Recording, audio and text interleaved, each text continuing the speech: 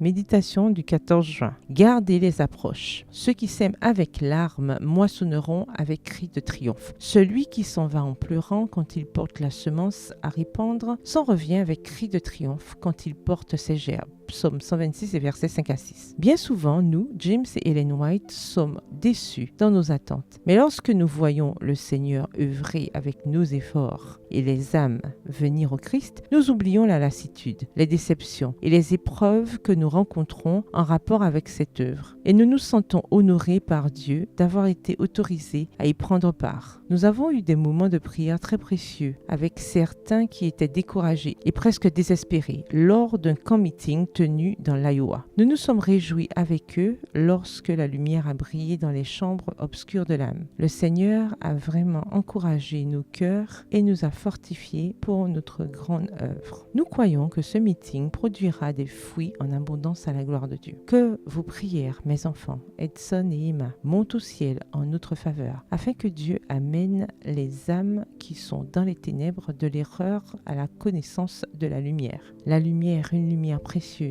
brille sur chaque page de la parole de Dieu qui est notre conseillère. Lorsque nous étudions ces pages avec le désir sincère de connaître notre devoir, les anges sont à nos côtés pour faire impression sur notre esprit et renforcer notre imagination afin que nous puissions discerner les choses sacrées révélées dans la parole de Dieu. Nous devrions soumettre chaque pensée, chaque parole et chaque acte à l'épreuve de la volonté révélée de Dieu. En toute chose, la question devrait être: cela plaira-t-il à Dieu? Cela sera-t-il en accord avec les enseignements de sa parole? Et lorsque l'esprit hésitera à faire son devoir, notre cœur naturel nous suppliera de suivre nos inclinations. Mais prenons toujours la voie de la sécurité, même si cela implique beaucoup d'abnégation. Soyons déterminés à ne courir aucun risque lorsque des intérêts éternels sont en jeu. Mon cher fils, Edson, garde fidèlement tes pensées. Garde toute approche de ton cœur bien fortifié. Tu dois dresser des barrières contre l'approche de Satan. La vigilance dans un domaine alors que les autres secteurs sont négligés ne servira à rien. La négligence insouciante d'une seule sentinelle mettra en péril toute l'armée. Le fait de négliger de surveiller un chemin